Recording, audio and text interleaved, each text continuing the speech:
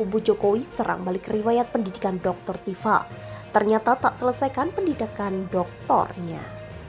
Dilansir dari kilat.com, Dr. Tifa merupakan salah satu tokoh yang kerap mengkritisi pemerintahan yang dipimpin oleh Presiden RI, Jokowi.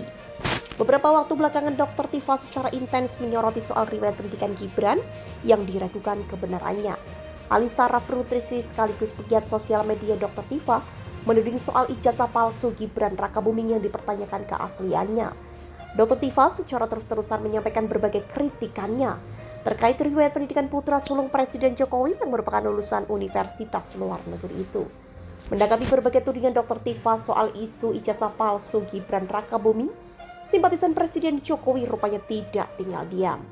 Melalui akun pengawal Jokowi, para pendukungnya baik menyoroti riwayat pendidikan Dr. Tifa yang diklaim tidak lulus gelar S3 ilmu kedokteran di Universitas Indonesia. S3 di UI nggak selesai. STF Dria Karya juga nggak pernah keluarkan gelar dokter untuk Tifa.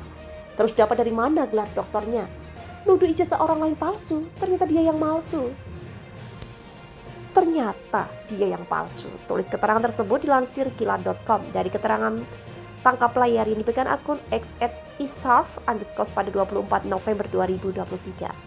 Dalam unggahannya, akun tersebut membagikan data mahasiswa pendidikan S3 Ilmu Kedokteran Universitas Indonesia atau UI atas nama Tifa Tiasuma. Namun yang menjadi sorotan ialah status pendidikan mahasiswa tersebut yang berstatus belum lulus. Saat dicek melalui PD Dikti, data mahasiswa atas nama Tifa Tiasuma atau yang lebih dikenal dengan Dr. Tifa benar adanya belum menyelesaikan pendidikan S3 ilmu kedokteran di Universitas Indonesia dan berstatus tidak aktif sejak semester ganjil 2023. Tidak hanya mempermasalahkan gelar S3 ilmu kedokteran UI yang disematkan Dr. Tifa, kubu Jokowi juga menyuruti cuitan staf Sus Kemenko Sustinus Prastowo yang sempat membantah adanya pemberian gelar dokter dari Sekolah Tinggi Filsafat Tria Karya kepada Dr. Tifa itu.